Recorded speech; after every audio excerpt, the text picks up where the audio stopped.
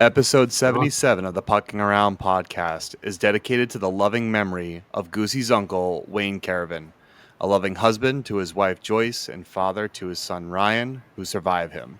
Known to be just like Tim the Toolman Taylor, a man who has built cars, houses, and strong relationships, but perhaps the best thing he had ever built was the same thing he had the joy of being a part of, his family. Our thoughts and prayers go out to the Caravan family as they navigate through this difficult time.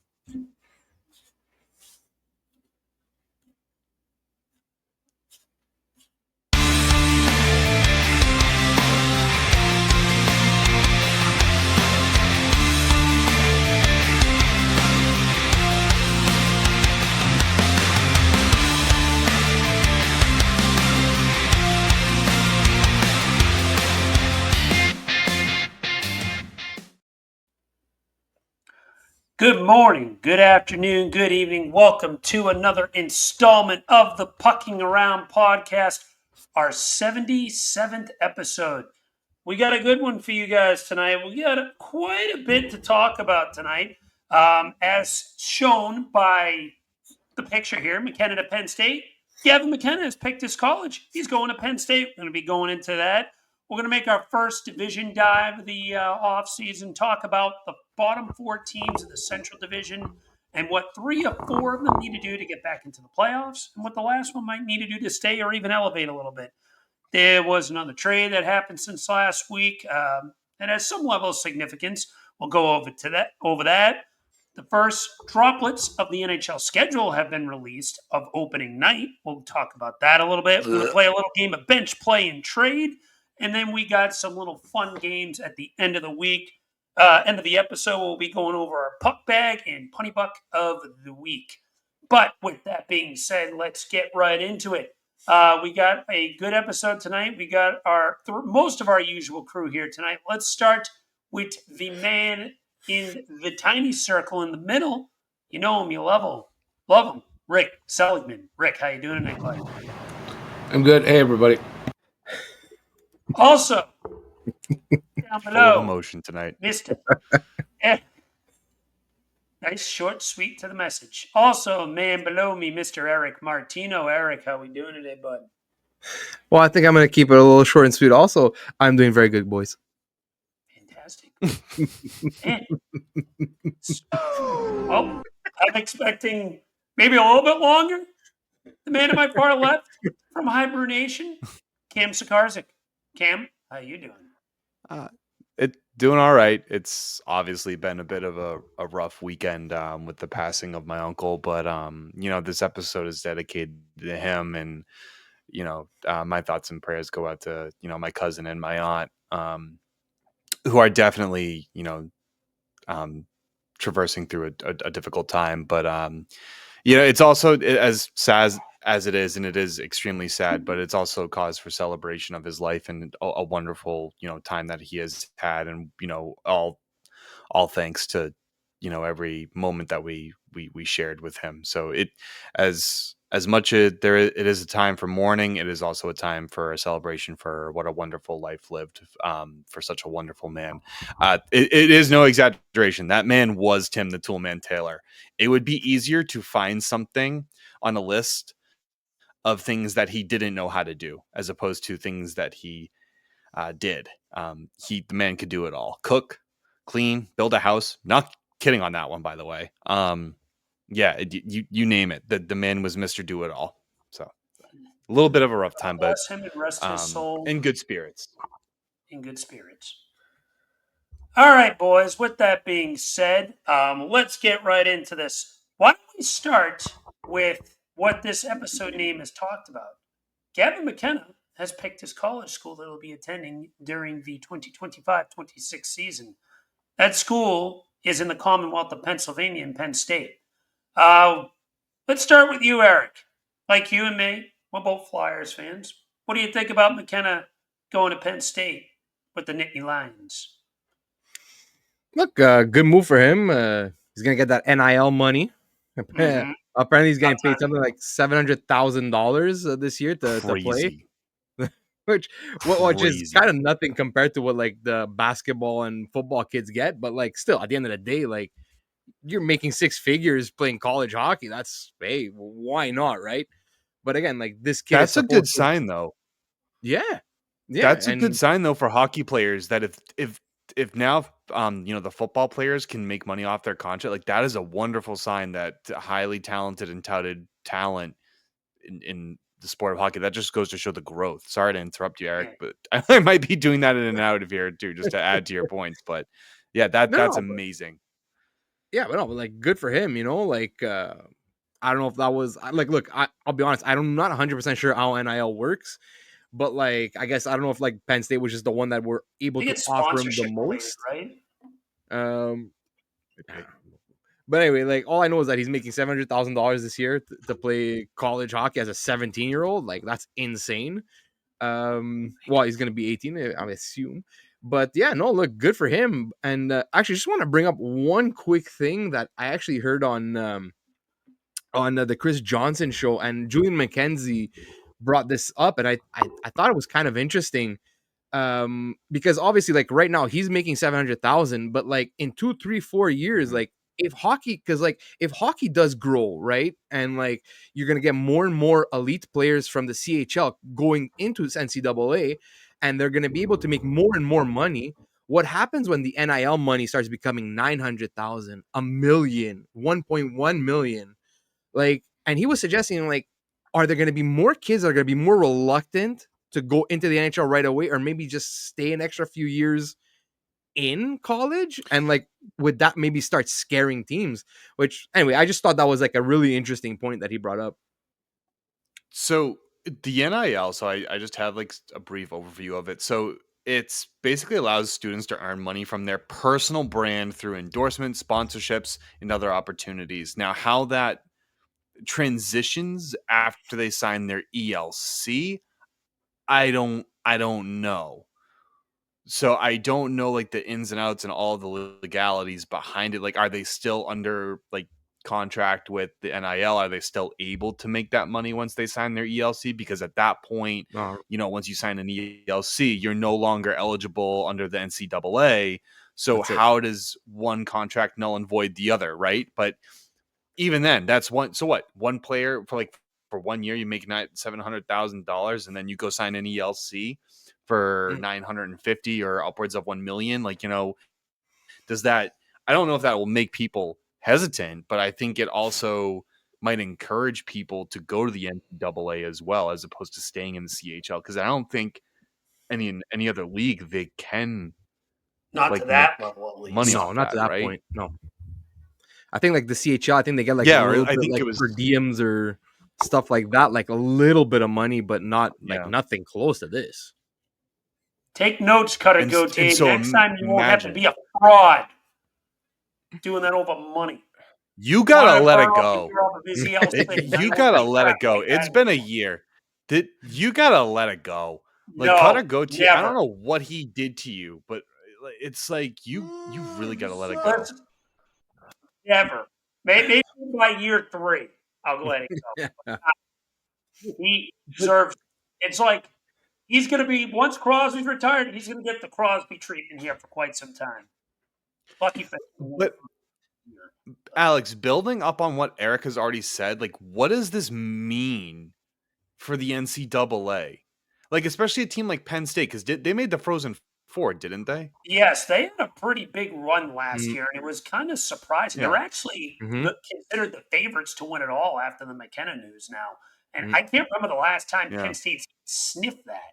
Never mind being the favorites. But yeah, this is a big hmm deal for them just in general. It's massive for the school, and it's going to attract other big time stars too. Porter Martone here in Philly, if mhm. he doesn't make the team, that's one of the rumored schools he might go to is Penn State.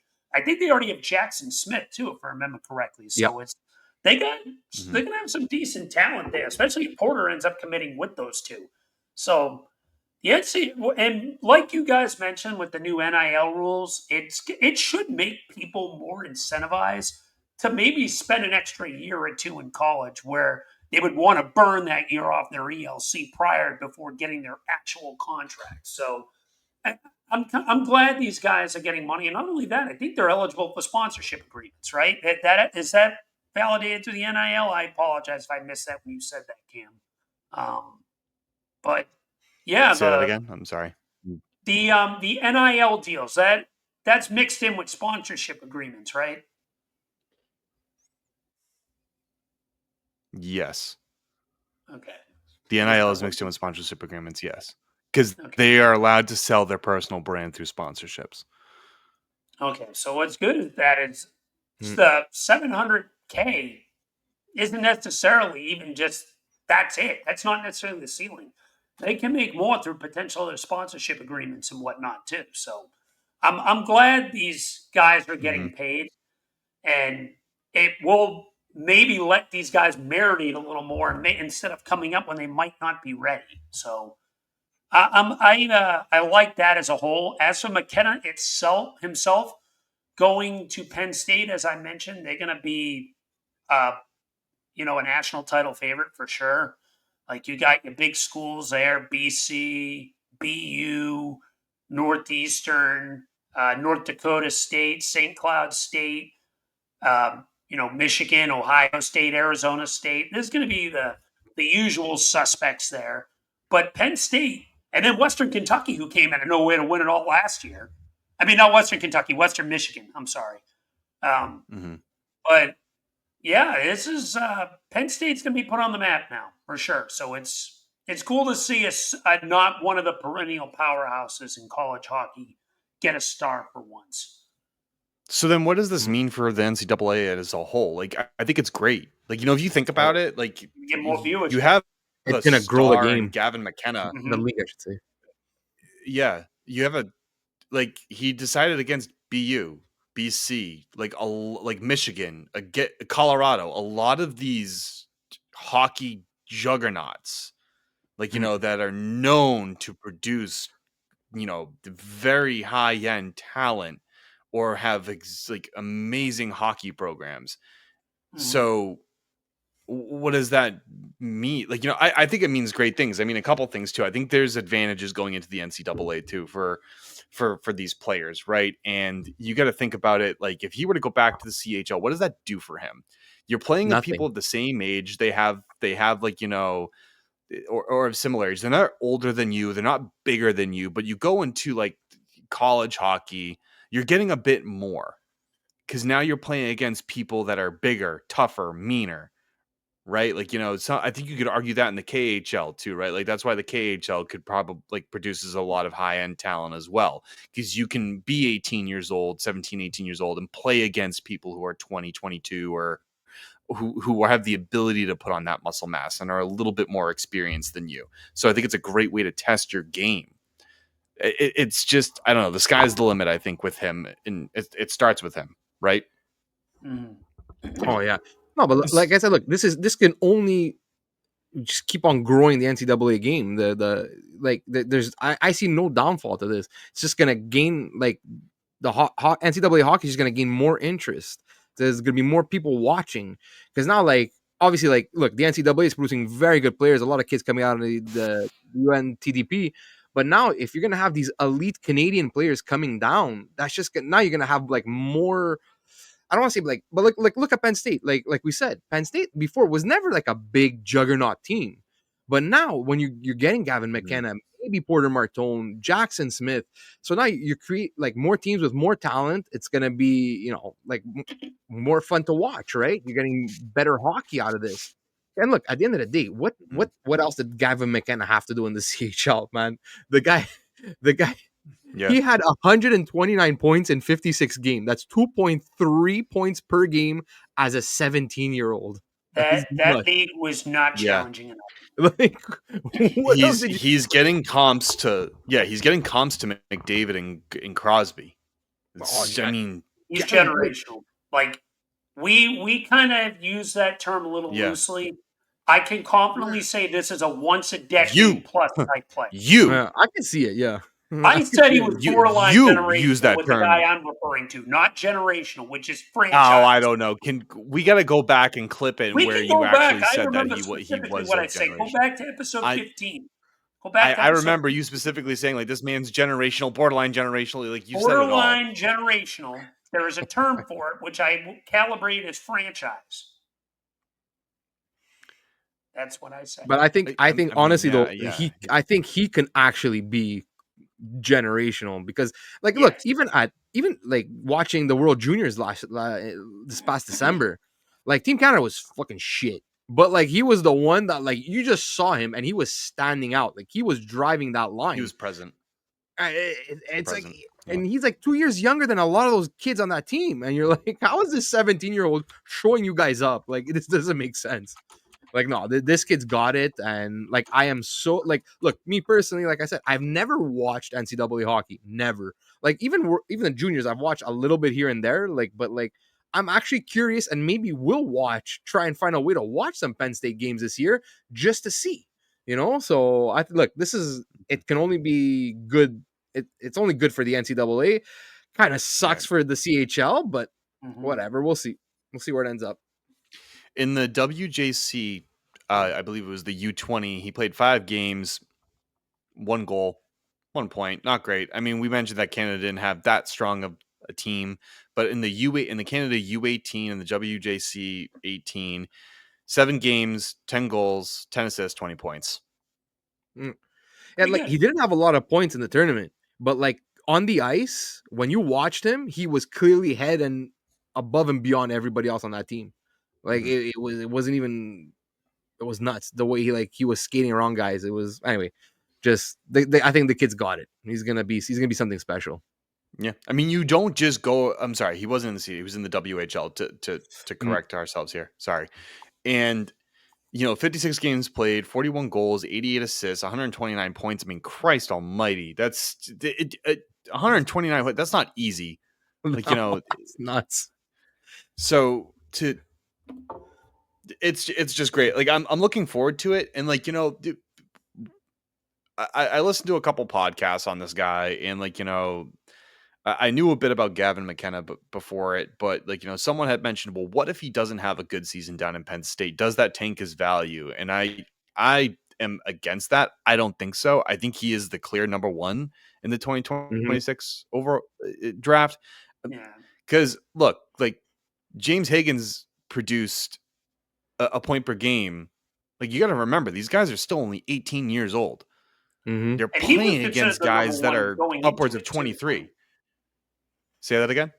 Sorry, I didn't mean to interrupt. I was like, it's funny you bring up Higgins because he was considered the number 1 overall going into at this point last year, going into this year's draft. Yep. And people said he had I won't say a disappointing year, but he didn't have the year that people expected. And he dropped all the way to 7, which actually surprised me. I still thought he was a top 5 talent bare minimum. But McKenna has dominated so much at his prior league usage that even a year like what Higgins had, which I don't think he'll have, I think his ceiling is far and above Higgins, no disrespect to James, but no, I'm just even if he were to have like that type of year, the only guy who's even close to him for next year is Veerhoff, who is also supposed to be really damn good. But yeah, I can't see McKenna's leaving the number 1 pick spot. This guy seems like the definition of an automatic. Like just quickly, I'm just looking at his stats. Okay, like since he joined the WHL, he hasn't been under a point per game. Like that's nuts. Like so, last year he played at 17. So the year before, that means he probably played at 16.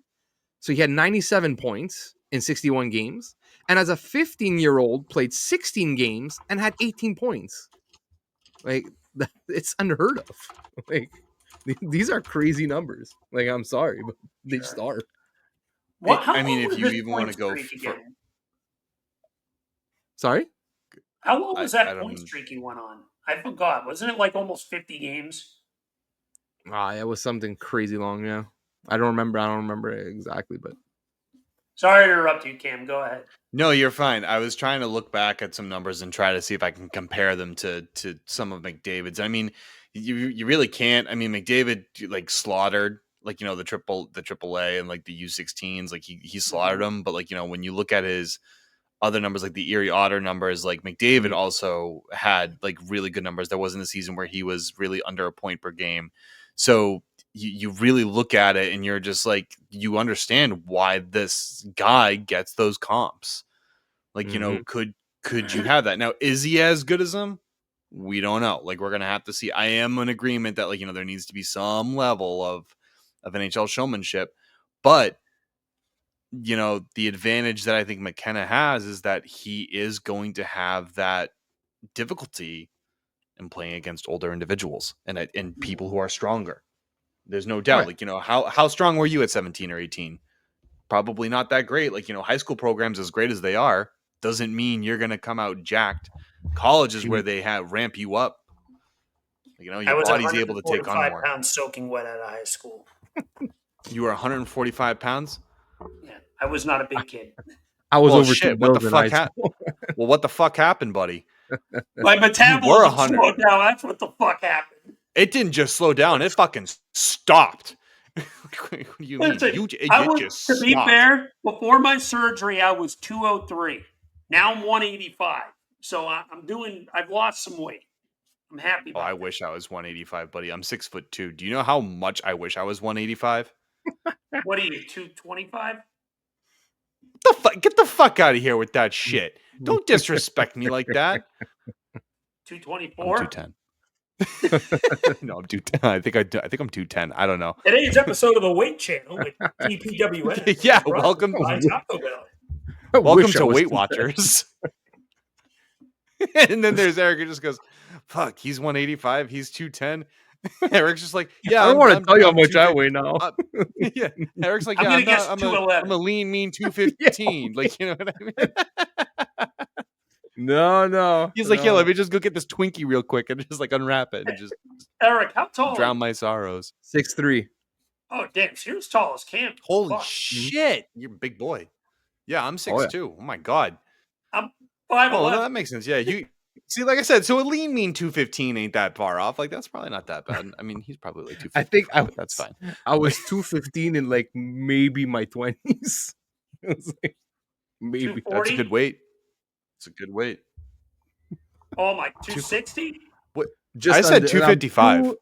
252. Oh, yeah. I was closer. Fuck you, Alex. You said he was fatter? What a dick. As I literally could like bully you what was it? Like saying your metabolism stopped. I've actually lost like 18 pounds in like the past 3 weeks. You're doing good. Yeah, you're doing good. That's good. That's solid. Yeah. Okay, fuck. All right. Everyone except like, Eric probably wouldn't have been that, like, would have been like McKenna style, like, going into college. Eric would have been like, he would have been right in league with those fuckheads. I was like, fuck you guys. But I was 200 pounds at like 16. Like, fuck all you guys. Yeah, but at 6'3", that's not bad. 6'3", that's pretty good. That's probably that's muscular, I would say. I don't know. It depends, or I don't know. I don't know what you want out of me. I'm trying to give you some credit here after just basically calling everyone here fat. I'm fat. Don't worry about it. I'm also going bald, but that's besides the point. But no, this will be good. I think this will be more telling whether or not McKenna will be up to snuff, as they say, in comparison to Crosby or McDavid, because this could show maybe he could even be better. Because if he pulls out big numbers in the NCAA against mean motherfuckers, yeah, you got a good player there then. Right, Alex? Absolutely. Did you see a squirrel? I did. Did you see a squirrel? Yeah, you looked so utterly distracted for like 5 minutes. You were just like, it's like I watched your head just slowly turn to like the left or whatever it is, your right, and I'm just like, where is he looking? Like, what does he have on the TV? I have the home run derby on the background, so I just took a quick peek at it. I'm going to be honest with y'all. So let me ask you guys this about the NCAA this year, and especially with Penn State. So this will be regular season only for them, like, not including their playoffs, right? So they play 41 games, they play half the NHL, right? Something along those lines. Yeah. How many points do you think Gavin McKenna gets at Penn State? Not including his playoff point, just the college, regular season, whatever. I would say 50's in reach. 49 at the very least. 49. I think he plays 37-ish games. And I'm going to be a little bold, and I'm going to say he hits around between the 55 to 60 mark his first year. Just provided the amount of talent around him. I think that's possible. And if he can do that, then that would solidify to me that he is that generational talent. Mm-hmm. If he's a point per game player, I would have to see what the second season the second season I'll would say 22 goals, 27 assists, 49 points is my prediction. Okay. All right. Solid. All right. We'll see. I have to talk about this because this bothered me so much today. Did you? I think it was released. Was it released yesterday? The opening night schedule for the NHL. I think it was last night. Yeah. So whoever the fucking NHL scheduler is, they need to be launched into the on your opening night. You have the Panthers against the Blackhawks, which translates to the Cup champs versus the Cup chumps. You have the Rangers versus Pittsburgh, which is the New York Empire State of Meh, and against the Dubas Project. The only good game that night is the Kings against Colorado, and that's not even until fucking 10 o'clock at night. What are we doing? It's not even so much maybe the Rangers versus Pittsburgh that pisses me off so much because whatever, the Metro's mid anyway. It's the fucking, you really put your banner night against the Blackhawks? I can agree with that. It's once again the NHL trying to shove Chicago down our throat for the 8 billionth time. The Chicago just had the Winter Classic last year with them in St. Louis for the 8 billionth time. They got an outdoor game. So that one I agree. It should not be Chicago. Why not Tampa? Florida, Tampa, Florida, Toronto. Florida, even Florida, Boston, if you want to try rekindle that a little bit. Florida, Philly, I think would have been a better matchup. Florida, no, you can't do that to McDavid again. Yes, you fucking do it. Well, no, you can't do that. No. Just to fucking light a fire under their ass. I want to see his face. You might see the end of you might see the end of you might see the end of McDavid if they ever did that. No, I just think there was 30 other teams. I mean, if they really wanted to stick it to me, they might as well just done Florida, Boston, and I would have just bashed my head against the wall like I'm going to do this season anyway. If fucking signing Tanner Jeannot, I'm never going to let that go. That contract is like the Cutter Gauthier thing to Alex. It's just, it doesn't make sense to me. You'll have 5 years to hold that grudge. Yeah, I know. Until he's gone, unless they trade him for future considerations. The first 3 years? No move clause in there? Yeah, for the first 2. Why are we? Don't get me started. Stop it. Stop it. But literally any other matchup but the Blackhawks, I think, would have been better. Columbus, I don't know. I just the Blackhawks do not excite me at all right now. Nor they should. I don't, and we'll get into this when we dive into the Central. But you really, on your banner night, you're just going to have an easy win for them. Like, do you honestly think that Florida's going to be challenged by Chicago? No, probably not. Florida probably at wins the state that game of 6-2. I'm thinking 10-1. I'm getting bold. I think Spencer Knight's going to have it. I mean, I guess it's a Cinderella story. Like, Spencer Knight's a former goaltender for them, but like, I still just don't think Chicago's where they need to be to play up against a team like Florida. I don't know. Out of the billions of combinations you could have had, there really wasn't that many combinations, but you somehow landed on that one. That one I don't understand. I will say I am going to disagree with you on one thing. I don't mind Rangers Penguins. I understand that the Penguins are dog crap right now, and they're going to be they're in McKenna watch for sure. and the Rangers are just one big giant ball of Mhm. frustration. But there's a storyline there. This will be Mike Sullivan's first game against his former team. And Mm. that is a storyline you can build up. It's Crosby Okay, going that's the against. only redeeming fucking factor. Well, I understand that, but it is. It's still a rivalry game. It's Crosby going against his old head coach that he had for a decade or close to a decade. And it's, his first game, Mike Sullivan's first game with the Rangers. I wish this game was in Pittsburgh because I feel like it would have had more meaning that way. That's it. My biggest gripe that this game's in New York. I feel like you could have did a New York Pittsburgh game in New York Sure. sometime in fucking December if you want or whatever. But if you're going to do a national televised game of those two, make it Mike Sullivan's return to Pittsburgh. That would have been a better way to make this game work. Yeah. That's the biggest gripe I have with it. The matchup itself, though, I don't hate it because it is a division rivalry Metro game at least. Even if one team's dog shit and one team underachieved. So, I just don't see how that's still an opening night. I don't see it as an opening night, game to be played. Like, I don't know if there's blood there. Like, yes, it's a division rival. Yes, there's the Mike Sullivan story. But I mean, Pittsburgh's just going to get curb stomped. Like, when I think about like an opening night, I'm thinking about like, all right, what games can we play that are going to get people jazzed up for the season? Mm.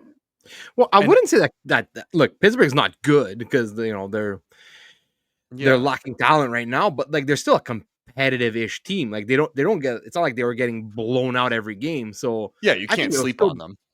no, exactly. So I don't think it's gonna be a terrible game, but like, yeah, I would probably give the edge to New York. And at the same time, you still like Crosby is still a face of the league. So, Mhm. and like Alex was saying, like the whole Crosby and Mike Sullivan narrative, that's like, I think that's that could be a really good selling point for like that opening day matchup. Oh, watch like the first game, blah blah blah. So no, I think I don't mind that matchup either. I do, just from the standpoint of just like, I don't think a team like Pittsburgh that's going to be on Gavin McKenna watch should be on opening night. Like, I mean, I get what you're saying. For me, like, again, if I were to rate like these on a scale of like 1 to 5, like, 1 being the worst, 10 being the best or something like that, I would say obviously like, the Florida Chicago matchup is a 2. Like, you know what I mean? Because at least you get to see Bedard. Like, there's some talent there, and like, he can kind of excite you with some flash. I mean, the Rangers in Pittsburgh one is probably a 5 to me because it could go either way, but at least the Kings in Colorado are going to give you a very solid game. Like, you know what I yeah. mean? They're just, you get the McKinnons, you get the Anze Kopitars, you get a whole bunch of things there, and you get a whole rehashed Colorado team. Like, that was done mid-season last season. Like, how does that not excite you to see how that's going to go? And especially like with what their cap situation was like. Like, to me, I'm just like, I want to see how this team goes. With New York, it's just kind of like, I expect a rebound year from them with what their moves were. But you kind of don't know what you're going to get out of Colorado, and you're hoping it's great. So it's kind of like going to add something to it. I think Colorado and the Kings will be a good game. I'm still pissed at you, Hiller. I'm still pissed at you. But the thing is, with the Kings, their moves were so underwhelming in free agency Mm, that you almost expect them to Yeah. take a potential step back this year. I Colorado, could is see going to be them. competing for the cup. They're not going anywhere this year. But the Kings feel like a potential regression team. This still should be a competitive team. I could even still see them make the playoffs. But I also wouldn't be surprised if they're one of the teams that fall out. Like, I don't know how much of a fit Cody Cece is going to be there. I didn't Defensively, want I the disagreed Forsberg with all of contract. those moves. Yeah, you let your second best defenseman walk to New York, and you replace him with Brian Dumoulin and Cody Cece. Like, that's Yeah, not going to get you excited. I, Two I, rebels. and unless they finally do something with Brant Clark, Yeah. they need, and we talked about it like last week, and we'll probably talk about it more as we get into the Pacific Division later on in some later episodes. But they need to do something Brant Clark. But I don't think the Kings fall out. but they need to figure out what they're doing with that kid. Otherwise, get rid of him. Yeah, Before get him at max value for that kid. But I don't see them falling out. But yeah, I don't know. Whoever decided to make that schedule clearly just I don't know, didn't have the same mindset I had. I definitely wouldn't have put Chicago against Florida. Dallas against Florida would have been better. I wouldn't put Chicago anywhere near the national spotlight until they can actually show they deserve to be there. Stop shoving Chicago down our throat. It's 2025. Yeah. Patrick Kane ain't there anymore. All right? They're like, dude, they're like the Red Wings. I feel like anymore. You guys ever feel like they're like the Red Wings? Like, because the league is always fun to watch when the Red Wings and the Chicago Blackhawks or one of the two are competitive. But the fact that neither of them are at present, it's just kind of like, okay. So then, because most of the other original 6 teams people don't like, you know what I mean? Montreal, like they're popular. Like, don't get me wrong, like, but not everyone gets excited about Montreal. Like, it's not a neutral team. Like, you know what I mean? I feel like Detroit and Chicago are teams that like people can just genuinely get behind. I don't know about Chicago anymore. Not after the recent winning and the crap that happened off the ice with them. I can give you. You're right. But genuinely, I'm sorry, not genuine. Generally speaking, like, right, Chicago and Detroit typically for me are like neutral grounds where you can be like, I could go for that. Like, look at the Lions, look at the Bears. Like, it's you can just look at some of these teams and be like, oh, okay, yeah, that's fine. Like, I could root for these guys, but no one's gonna root for a Boston. No one's gonna root for a Toronto. Like you know what I mean? Like, New York, one of the most like hated sports fans. Like, no one's gonna root for them. Like, I don't know. Like, what else do you got out of that? Well, like those teams, like Detroit, like Chicago. The thing is, like, especially for like the NHL, these are teams that draw interest, that draw viewership, right? So obviously, if they're not good, it's the same thing with the Flyers. Flyers are a team also that draws a lot of viewership, and the Rangers too draws a lot of viewership. And when you don't have those teams that are not doing well and are like last year, the Rangers have been doing well lately, but last year they fucking imploded and didn't make the playoffs.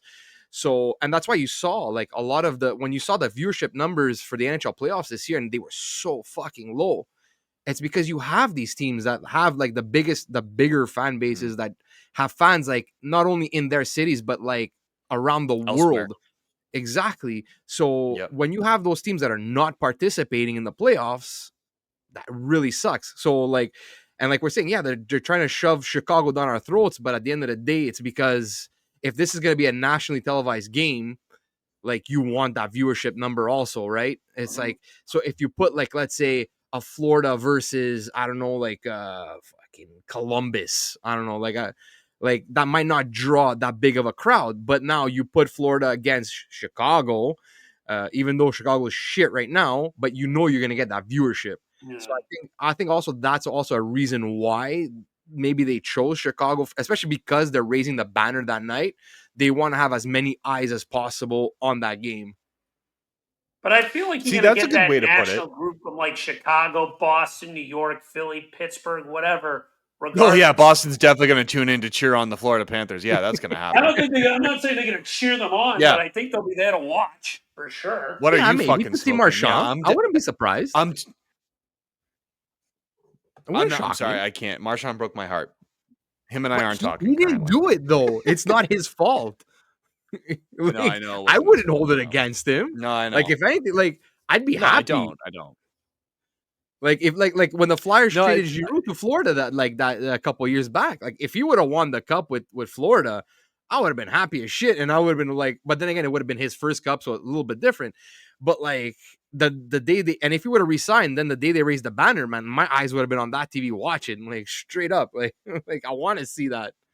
So you know, you might get a little bit of viewership from Boston. I would have been in the same shoes for you if that was Marchand's first cup. I absolutely agree with you there. Is the fact that it was his second. Like, you know, I'm happy he got it. Don't get me wrong. I'm more than ecstatic and happy for Brad Marchand that he was able to win it again. That's completely, you know, out of like, you know, the question. Like I'm extremely happy. It's just I don't know. I just don't know why the Blackhawks. But you put it up perfectly, like the viewership. But like honestly, the other side to that is like, you know, am I really going to tune in just to see my mid team get absolutely butt pummeled by a far superior team? Some people look at it that way. Like, yeah, you're right. Anything can happen in hockey. but Paul Maurice is going to bend that team over and spank the ever living snot out of them. So I don't think if Florida loses, which they probably will, because that's exactly what happens, and I'm going to end up eating my words. They won't We're care. going to clip this, and we're going to be like, ha ha. They're still hungover. Watch. No, I guarantee you, watch. Chicago's going to beat them. And it's going to be in the dumbest fashion possible.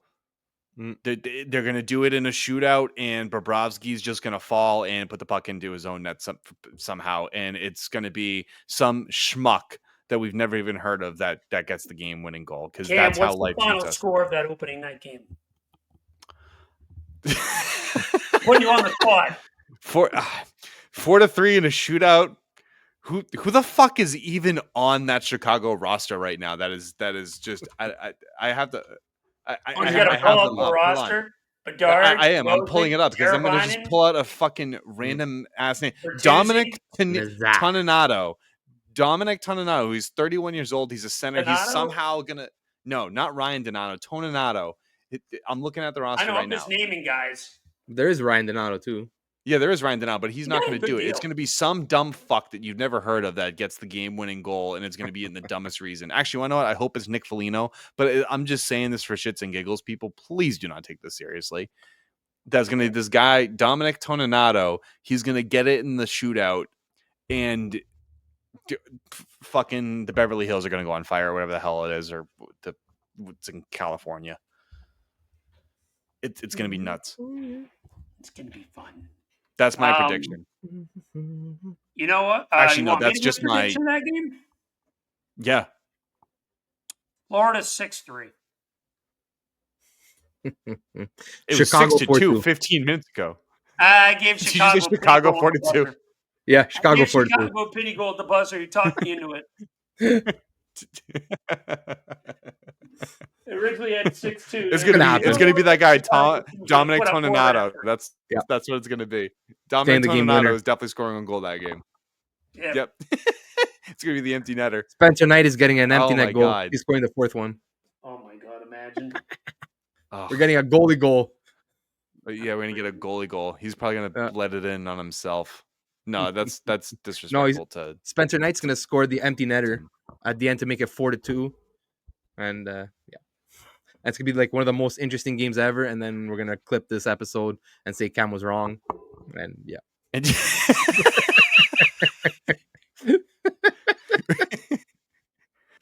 If Dominic Toninato, here's this. I will say this: if Dominic Toninato scores a goal that game, I will buy a Blackhawks jersey with his name and number on it. We're gonna mark it. All right, bookmark this, everyone. 8:39 p.m., July 14th. If he scores a goal, he's buying the jersey. You heard it here first. Whoa, okay. If he scores a goal, that's like broad. Like you gotta say he's got to score a goal in that game. That game. Yeah, like come on, holy crap, you're gonna kill me here. That game. I mean, Christ, a broken clock is right twice a day. I can't even speak English. Broken clock is right twice a day. I would bet that he scores a goal at some fucking point this season. Probably not, but whatever. Fellas, let's take a break and play a game, right? Let's play. Play bench trade. So, ladies and gentlemen, we're going to try introducing some fun games here, some little segments, and we hope that you guys get involved. And one of them is similar to the old middle school game, Marry, Fuck, Kill. I debated whether or not I wanted to say that, and I full send. So we're gonna do 3 rounds. We're gonna name 3 players, and each of us are going to determine whether or not we want to either play them, bench them, or trade them. Again, 3 rounds. And in round 1, we have, are you either going to play, bench, or trade these 3 players? Round 1 is Wayne Gretzky, Mario Lemieux, Gordie Howe. Ding, ding. Round 1. Who starts? Whoever has their list. I think you just said it in the order I do it. I'm playing Gretzky. I'm benching Lemieux. I'm trading Howe. Okay. Okay, so we're going peak Like they're at their peak of peak. their power. Yep. I have a feeling Peak of their you power. guys are going to go Lemieux then Gretzky. I'm going Lemieux. I knew I'm it. starting Lemieux. I'm benching Gretzky, and I'm trading Howe. I've always kind of leaned a little more towards Mario. I think like he could have been equally to not just close to Gretzky. It's just like his back and then the If it wasn't cancer for and his everything. injuries. Plus, like he played more of his time during the dead puck era. So I kind of like lean a little more Mario because of that. Alan. Mhm. He wasn't playing in the high flying 80s. So yeah, Lemieux, Gretzky, Howe. So for that exact same reason, Eric, I have the same list. I'm actually in agreement with you. I will play Lemieux, bench Gretzky, and trade Gordie Howe. I thought that was going to be harder for me when I wrote it. Like, when you look at writing some of these players, because those are obviously three players that have impacted the game largely, right? Like they've all added some essence to the game that have changed it for the better.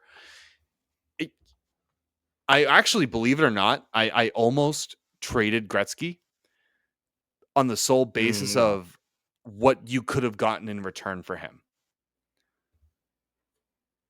Like, you know what I mean? Like he could have trading him for what you could have got of. And I'm just like, but then I thought about Howe and I'm like, you could probably make the same case for Howe too.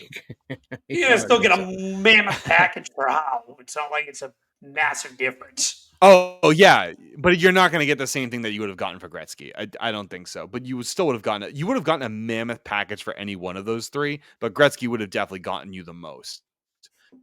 Yeah. Round 2, I went with historic generational talent that have changed the game. This one's going to be some modern Crosby, McDavid, or Ovechkin. And if you note, there's a uniqueness to each of these players that might hint to your type of play styles. This is tough. Crosby being the two-way forward, McDavid being a dangler, and Ovechkin being a scorer. Those are 3 unique capabilities for each of them. This one's really hard, man. I had a hard time with this one.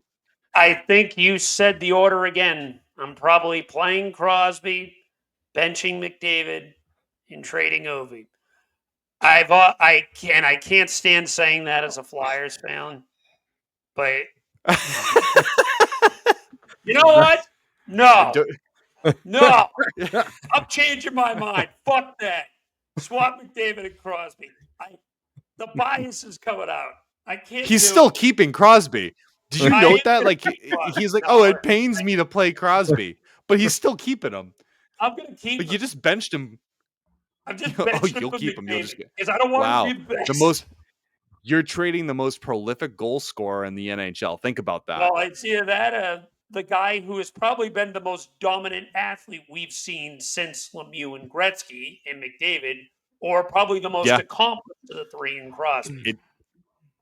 But also Ovechkin, you could argue, is very up there. Like he also produced. He hit. He did a lot. We're thinking like prime. MVP. He's led the league in goals. What, 6 times? 6 times? Yeah, I think he's a 6-time Rocket Richard winner. Yeah, I'll have to double check that. All-time leading goal scorer in general. Like all 3 are first ballot Hall of Famers.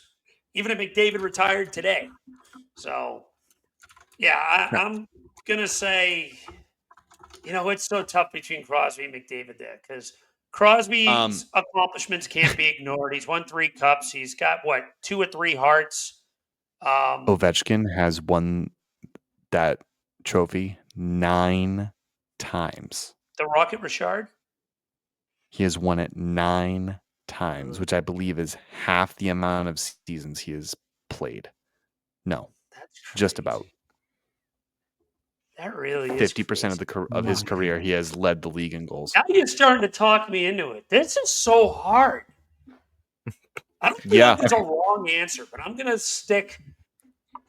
This one's definitely harder than the last one.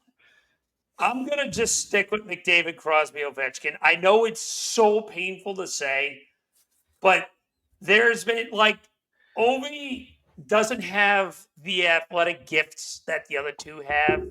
Ovi is just the best pure goal scorer I've ever seen. Him or Bossy. It's one of the two. But I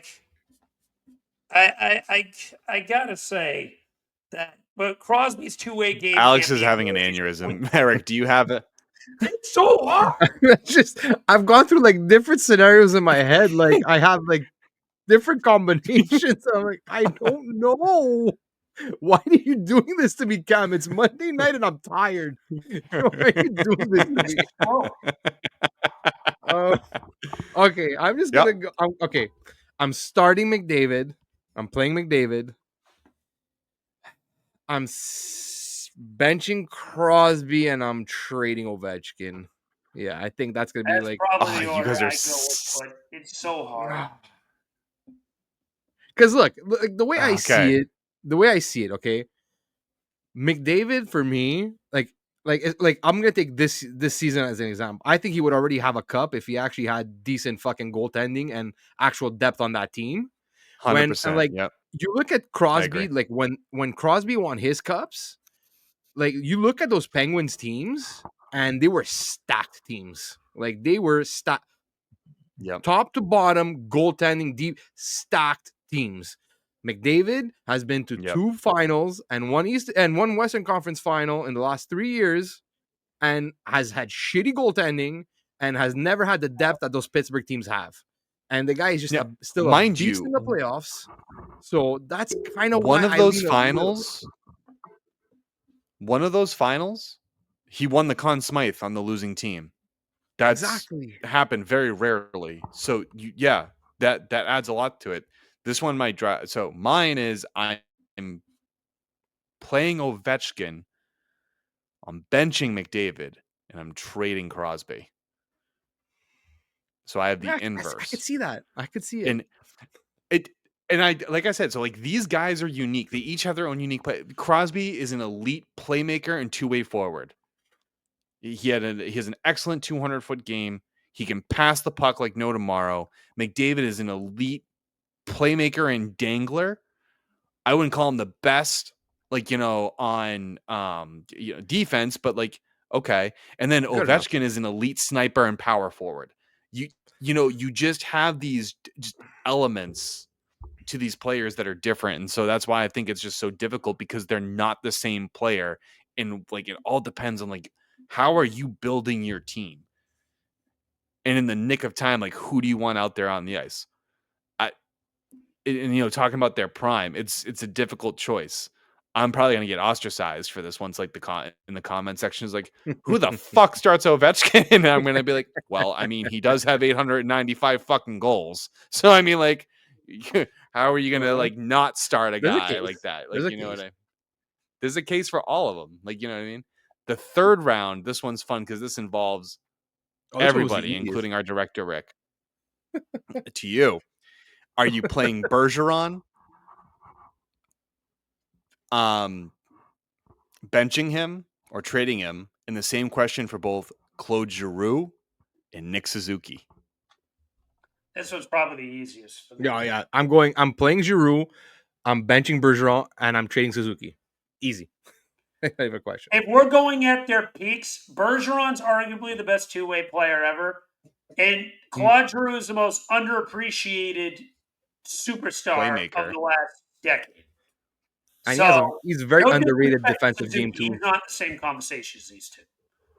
I don't know. Nick Suzuki's pretty good. He's underrated, Suzuki's I think. peak is 85 points right now. Right now. If we want to visit this 5 years later and have a discussion, we could. Giroux has put up a 102-point season before, where he got robbed of an MVP. And I will stand by. But there's some arguments to be made. I'm going to try to be unbiased. I still probably do play Bergeron, but it's like this. It's so close.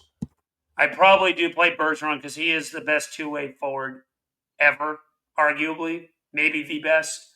And then I'm definitely sitting Giroux, but I'm doing it this way.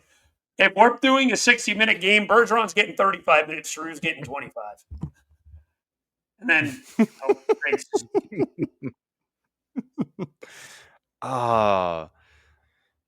See, Rick might love me for this because I'm going to say I'm playing Bergeron, I'm benching Suzuki, and I'm trading Giroux. Oh, blasphemy! You are smoking. Blasphemy, sir. Yeah, Blasphemy. Giroux was I think 103, Suzuki. 102, 93, 86, and 85 point years. I think Suzuki has something that he has yet to be able to show us, and But you're I'm talking banking in their on that. like you said. This is I think but I don't think Suzuki's necessarily hit that just But this yet. is the best we've seen of him so far. So far, I still think I'm banking. Yeah, is it a little bit of a gamble? I'll say this: it is a gamble. Putting him over Giroux, but I'm willing to take that because Suzuki's only 25 years old, man. He's only 25. Giroux at 24 It's, at a 93 point season. again, I still think, especially with the way Montreal is trending, I would much The rather best keep, goal scorer- Suzuki than I would Giroux. The best goal scorer Claude Giroux ever had on his line, despite being the elite playmaker he is, was Scott Hartnell in Here we 2012 go. with 37 goals. This is why, by the way, everyone that's out there listening, can you guess as to why I named these three players? Specifically these three players? In the 2010s, surrounded by Montreal, Boston, and Philadelphia Flyers fans. Do you guys understand why I picked these three now? In the 2010s, where we were in the dead scoring era in the mid 2010s, mind you, where the Hart Trophy was won with 85, 86 points? Or the Art Ross, Jamey Benn? I think he's going to continue to go on for forever for this one. Yeah, I'm you're good. not going to go too deep. I got two more arguments to make, and that's it. The 2010s, okay. 5 minutes each. decade, Claude Giroux had the fourth most points. The only three guys who had more than him: Sidney Crosby, Alexander Ovechkin, Patrick Kane. That's it. He had more Listen, I'm not arguing that Giroux isn't great. I'm not. I'm just thinking that because maybe Suzuki is an unfair comp because he's only 25, but I couldn't think of a better Montreal Canadian off the top of my head. Just off the top of my head. But I this is me banking on Suzuki hitting a real strong stride at 26, 27 years of age. So that's just the rationale. If he's going to do that, he better be a 100-plus point guy for that to be validated. Fair enough. I thought that was going to get Rick to be like, all right, yeah, Cam, all right, I see you. Ladies and gentlemen, for that segment, don't forget to let us know what you think in the comments. Who would you play? Who would you bench? Who would you trade? I would trade Alex for a bag of pucks, but that's something different.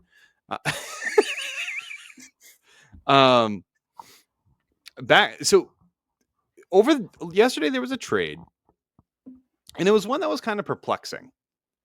Artur Silovs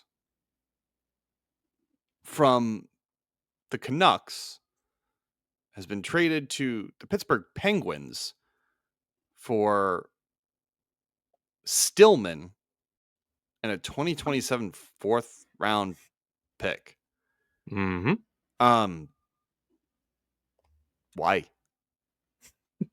So I get why they traded him because they had such a log jam in net with Thatcher Demko getting the extension that he got.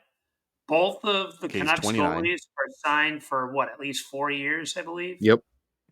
So I think Demko's 5 at least. So with that being said, where was the spot for Silvos? That's the issue. I have no issue with him actually being moved. The issue I have is how dog shit the return was for him. Stillman in a fourth. For a guy who just won the Calder Cup trophy and was their version of the Conn Smythe. Yeah. That is perplexing to me. That's all it took. Vancouver has had a very questionable offseason between signing Demko on his bum knee to the contract he got, trading for Evander Kane and helping out a division rival. Yeah, he's still a middle six guy, but you bailed out a division rival in the process. And now this, I don't know what Vancouver's doing. And their prospect pool is terrible, mind you. So, I don't know. I like Yeah. No, I agree with Alex. Like, look, at the end of the day, like you see it, you see it a lot with goalie trades. Like, you don't get a lot for a goalie. Usually, you don't get a lot for a goalie. It's just the way it is. And Vancouver also have to they were kind of stuck in between a rock and a hard place because, yeah, like we said, like they re-signed Demko to that extension. They signed Lankinen last year, so you got 2 NHL goalies, and the problem is that Shilov's was not waiver exempt anymore. So next year he would have had to go through waivers, and it's either you carry 3 goalies or you waive him and risk him being claimed, which he probably would have been. Now, me personally, if I was the GM, I would not have made this trade at this point in the season. Like, what was the point in making the trade now, especially for the return that you got? Like, I was actually looking when I saw him, like, who the hell is this Stillman guy? And then I went to go look, and like I was looking, oh, okay, he was a first round pick. And then I looked at his stats. And I'm like, he's done absolute dog shit in the AHL. Like, he is like, it just doesn't look like he's developing. So he might just be another guy. So for that and a 4th round pick, like, you couldn't wait. Like, what was the pressing matter? Like, unless Seelovs was like, trade me now, whatever. Like, I don't know, like if he's threatened them or something. Similar to Askarov, maybe. Maybe, but even at that, like, where was he gonna go? What was he gonna do? Okay, like he threatens. Okay, I'm gonna go to Europe. Okay, but at least I retain your rights. And if anything happens with Demko, like, you could always get him back. I just don't understand why you had to make the trade now. I'm like, you wait till September, you wait till training camp. What if a starting goalie goes down with injury or something during camp or something? Now you have this guy whose value price never been higher. Like, the guy just like Alex said, just won the Calder Cup with his team, and he won the MVP of the playoffs. Like, when was his value going to be higher? It wasn't. So why did you have to make the move now? It made no sense. You wait. And worst case scenario, whatever, for 1 year, if you have to ride 3 goalies, I know it sucks. No teams like to do it. But with Demko's health, there's a good chance he's getting hurt again. So again, why did you have to make the trade now? It made no sense. Yeah. None. And the only thing that would make sense, as you mentioned, is if he requested a trade out and said, I'm not waiting till the season begins. I want a new home ASAP. Because other than that, it just didn't feel like any reason to rush this. Like, no. Yeah, especially at his cap hit too. It's south of $900,000, guys. So, like, it's not like there was this back-breaking deal that they needed to get out of. Like, don't get me wrong. I think the Lankinen deal is that's an anchor. That's hard, but Edmonton probably would have taken it. Like, I didn't get it either. Because I thought our Seelovs did a good job. I thought, on a team that was garbage, he did okay. Like, he exceeded expectations. He's only 24. That's what gets me. Like, he's only 24 years old. Really? And then you're going to keep a guy that's 30 and 29. So where's your future? I don't know what they were doing. I know it pains me to say, but this was a great move by Pittsburgh. Yeah. I don't know. Like, they got him for free. They almost got him for free. They turned. I don't know if Stillman was their 1st round draft pick. I don't remember exactly, but they turned a guy that wasn't gonna pan out into who could be possibly maybe their starting goalie of the future. I don't know. It's one that. Well, who's he have to outplay? Tristan Jarry. It's not really hard. Tristan Jarry was no shit. I just don't get why. This is another reason why the Demko extension just made no sense to me. And you're seeing it with Nashville. This feels like another UC Saros Askarov type thing, where the extension of Demko probably led to him asking out because, as I mentioned and as Eric mentioned, there's no path for him to start there. And even if Demko does get hurt again, it's only going to be temporary, unless if Demko gets a LTIR type of injury that ends his career, which I won't even write out. especially with his knee issues. That was a big reason why I wasn't giving up a lot for him if he was offered in trade. So, yeah, I don't know. Yeah, and like lately, every time Dempo's been hurt, it's been for a long period of time. So you need at least like a legitimate third goalie in that system, so that like in case of injury, break in case in case of emergency, and like there's Yeah. a very good chance there's gonna be an emergency. Like you're gonna need him. That's again, that's why this, unlike like Alex said, unless he requested for a trade. But again, even at that, you don't, just because he requested a trade doesn't mean you have to trade him. Like you could just tell the guy, look, our situation, the way Demko is. There's a good chance he might not be healthy to start the season. Good chance he gets hurt the first, maybe in preseason. Who knows? And you tell him, like, listen, if by this time here, like you still feel like you want to leave because like you don't think you're getting a fair shot, okay, fine, we'll trade you then. Because don't tell me that this package wouldn't have been available in 3 months from now or 4 months from now. Maybe you could have got something even better. Who knows? But like again, my biggest issue with this trade is, why did you feel you had to do it at this moment? It made no sense to do it now. I don't understand it. I don't understand it at all. This is why I look at Vancouver. I'm just perplexed at what they're doing. Them and Seattle, both are the two teams who just don't make any sense to me right now. Yeah. Speaking of teams that don't make sense, want to move on to the bottom feeders of the Central Division? Sure. Just a quick explanation of two for this. Like, so we're actually going to get into the stage of the offseason. We're going to start evaluating each of the 32 NHL teams and how their off seasons went, and like, what they need to kind of make that next step and, kind of go for it. And so we're actually starting with the Central Division this week. Each week we're going to start, or for each division, we're going to start with the teams that did not make the playoffs. In this case, what was it? 5 Central Division teams did make the playoffs. So one of the teams that are currently on this week's list we're in the playoffs. But for the rest of the divisions, we're going to start with those and then work our way up to the teams in the playoffs and what they needed to do to potentially stay in there, or did they do enough? Without further ado, though, Alex is going to get us started.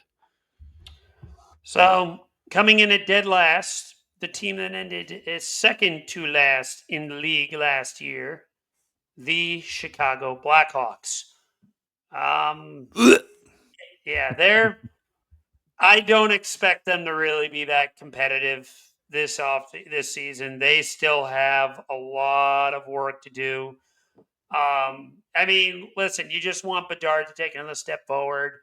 You're hoping some of the guys that you have on this team continue to progress a little bit.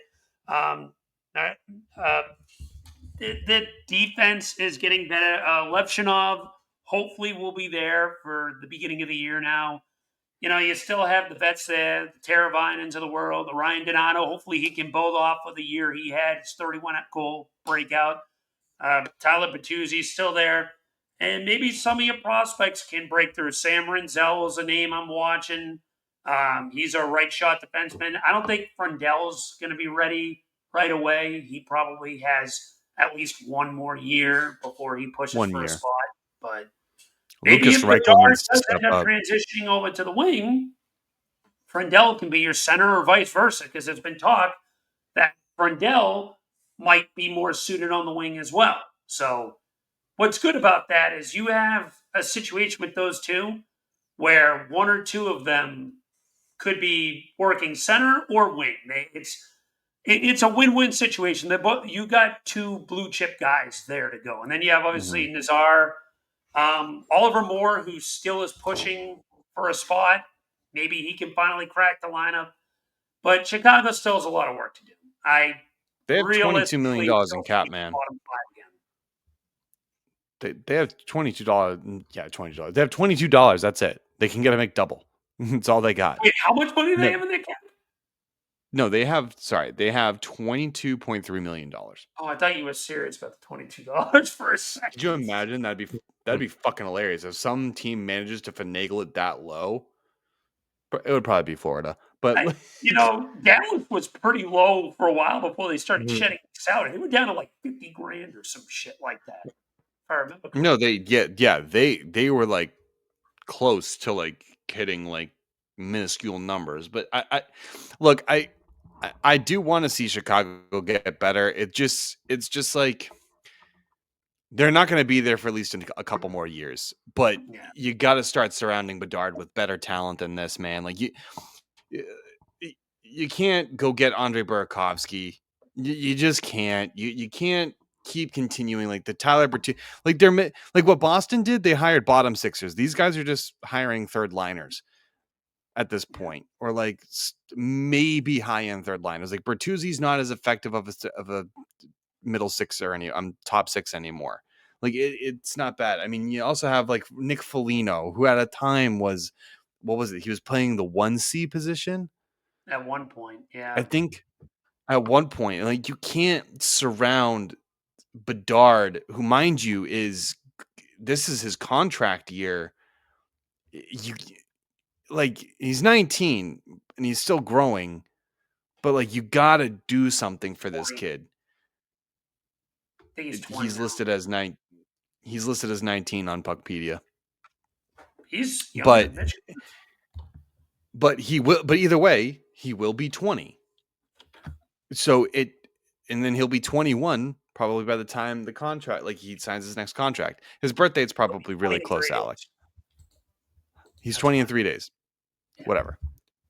Close enough. He's 19, 20-ish. he's in that transitionary state. You just got to surround him with better vets. And like that sucks because like I think Nick Foligno is a great veteran to have around. I think some of these guys are, but you needed a little bit more. You should have thrown a bigger bag at Mitch Marner or something. I don't know. And then gotten rid of somebody else. They didn't even get the opportunity for that because he got traded before free agency technically even began. Yeah, sorry, that's fair. That's very true. Mm-hmm. I don't know. I just they're going to be at the bottom of their division again. I don't see them. They're not going to be high. That's it. No. That's all I have to say on them. No, look for Chicago, man. Like they are what they are. They're still in the rebuilding phase. They're not ready to come out of it yet.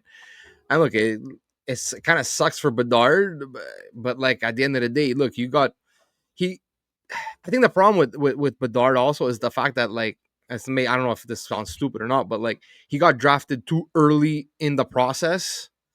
So it's like usually like you would hope that like teams that are starting to go into rebuilds would like not tank right away, like, you know, maybe build up a little bit of a prospect pool before you get that number one pick, you know? And it just sucks for Bedard because he was like, what, the first in that rebuild? So like now you got to go through 3-4 years on this rebuilding team, and losing sucks. But like, look, that's what they are right now. They don't have some of their young players are not ready to take that next step yet. And like Alex mentioned, Oliver Moore is a guy I've never been high on. And I remember when his draft, the rumors with the Flyers being interested in Oliver Moore, and I was like, please God, no. I hate to admit it, but I was on the Oliver Moore bandwagon. I'm glad they avoided that. I was so off. I was like, no. And I'm getting into arguments with people about like this guy. For me, he reminded me a lot of Andreas Athanasiou. I'm going to butcher his name. Athanasiou. Athanasiou, that's it. Sorry. It's not the one watching games. His hands can't keep up with his feet. Like he's just like, because I remember the thing with Oliver Moore was like, oh, he's so fast. Yeah, but like he's not putting up much points in these lower leagues. Okay, he's fast. So what? What does that mean? You know? So it's like, anyway, whatever. But like they got some good kids coming, like Nazar and Lubshanov and everything, and like the Frondel pick. I love that pick for them. I think he's gonna be great for them, and hopefully, like, look, he might, like people are saying, he might be one of the most NHL ready prospects. So who knows? Maybe if he impresses at camp, maybe he makes a team. The rest of their draft actually wasn't that bad. They got Vaclav Nestrasil, big winger, like, so like, you know, hopefully if he can pan out. Mason West was a kind of a swing in the first round, so we'll see about that. Yeah, they traded like Cam said, they traded for Burakovsky. I actually kind of like that move for them. Like, why not take a flyer on the guy? Like, he used to be a point producer. He kind of stunted in Seattle, but like who knows? We'll see. But again, like they're a team in transition. So next year, I don't expect much from them. I expect more of the same. One more high draft pick. But I think as of the next season, I think they should. I think you getting to a point where you should start transitioning into becoming like trying to like make the playoffs. But it's not the year for Chicago. Not this year. All right. With that being said, let's move on to the next team. The biggest disappointment from last year, the Nashville Predators. God, my Stanley Cup pick. What a pick, Cam! Remind me not to take you to Vegas. Buddy, I said this. No. I said this. I said that when I picked Nashville. Go back and you can check it. No, I said that it is an extremely bold pick.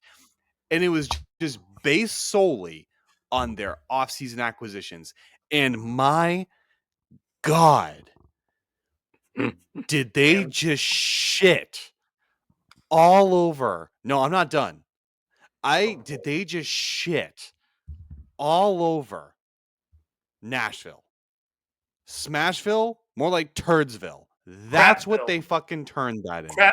Crapsville, whatever you want to call it. Perfect setup there. I don't care. Barry Trotz, what he did, he should be crucified. Or whatever that team was unable to do, they all should be crucified. You know what's ironic?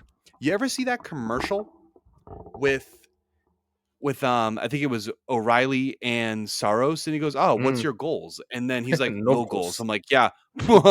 Did you see your save percentage and shit? Yeah, you need to work on the no goals person. Here's a goal for you. Be better. I don't know. I couldn't and I love. Now it's hard to hate Nashville. Nashville is actually one of those teams where I'm just like, okay, you know what? I like you. I don't know why, but I like you, and I want you to be better. I want you to grow up from a little cub and I don't know, become a ferocious whatever. And I want you to nurture that. And then Barry Trotz came in, rubbed his nipples, and then slapped that bitch back to Bangkok. Like, I don't know what you want. That was awful. That team was awful. Wow. Garbage. You know, your Nashville pick, you know what it's a perfect example of? You ever watch The Benchwarmers? Yeah, great movie. Remember that scene where, what the fuck's the guy that the kid from Napoleon Dynamite plays? Where he fucking swings, throws the bat, and fucking hits a nest and knocks 3 squirrels out? That was the equivalent of that pick. Well, that's ironic because that was the equivalent to what that team fucking did. Like, I think his name was Clark. I think his name was Clark because I don't know why. I don't know the actor's name. About right. But what's steroids? Something that makes your pee-pee smaller. There must be. And that's exactly what Barry Trotz gave every motherfucker in that locker room. A whole bunch of shit. What a disappointing thing. You have a good goaltender. I didn't get it. Buddy, I don't get it. They had a good goaltender. They had an okay defense. They brought in there wasn't a single analyst that didn't say that they won free agency. Like, what happened? I feel like I'm going to be like the Joker from The Dark Knight and just say, what happened? Did your balls drop off? Like, what the fuck happened? Someone take the mic away from me. Someone else say something. I'm getting a little heat. Just honestly, a lot of people did really throw flowers to fucking Nashville last offseason when they did everything that they did. I was the one saying, but who's gonna play center for this team? Like, they had no centers. Yeah. Like, Stamkos has not played. Thomas Novak was good? Didn't play center for a few years in Tampa. Like, he's not a center. O'Reilly's your best center. Like, O'Reilly at this point of his career is a 2 at best, most probably better suited as a 3. Like, you just got a bunch of aging veterans to play on your lines when this team should have been in transition. Like, they should have been trading UC Saros. They maybe even entertain trading Roman Josi and try and get younger and like start like don't gut your team, but like try and take a step back to take 2 steps forward.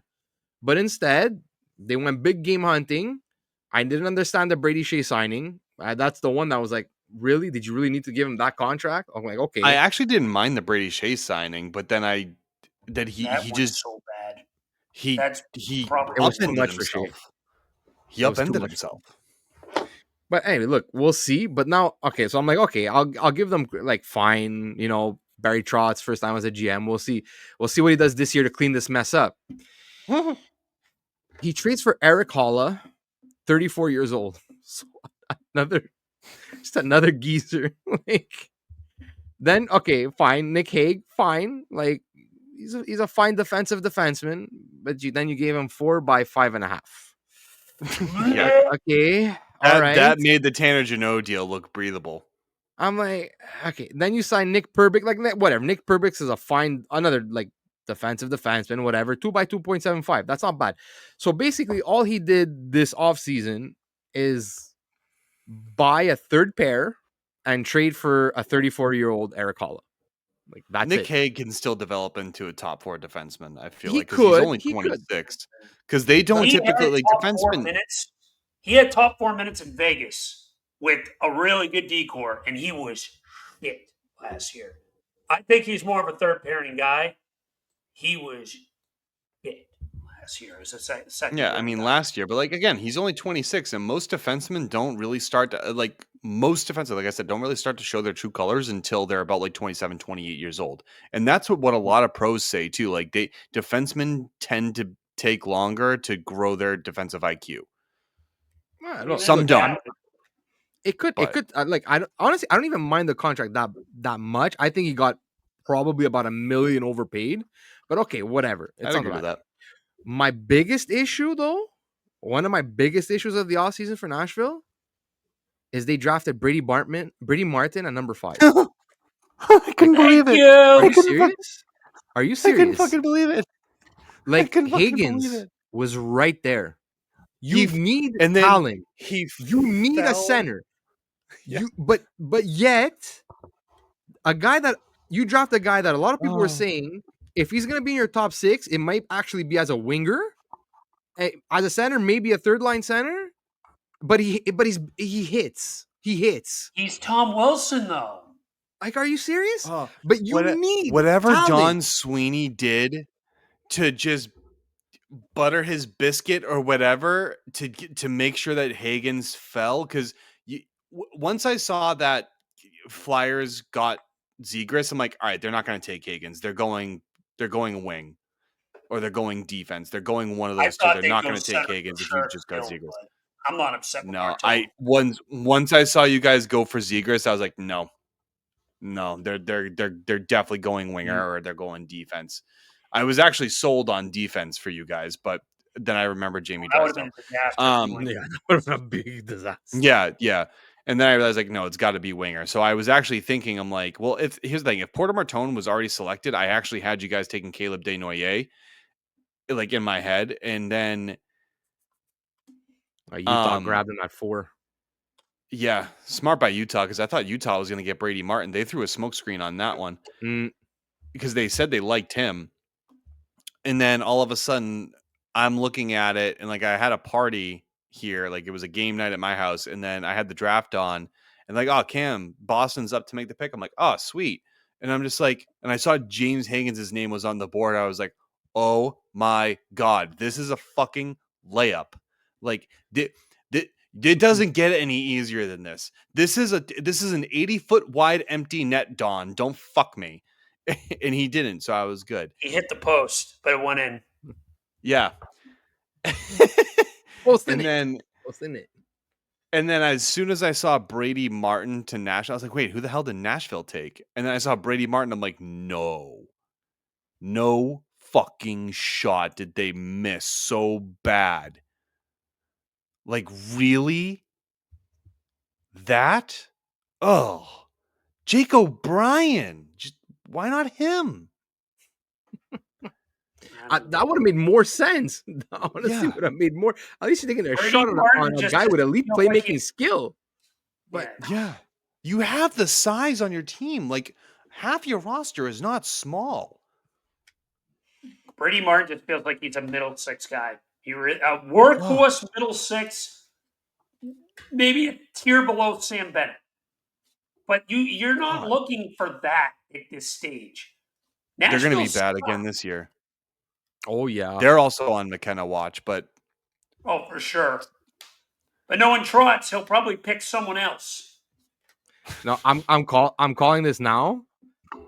I think Barry Trotz is out by the next draft. I do too. I think he's going to be not fired. He'll be promoted to president. I don't know, ambassador, whatever something. the reason.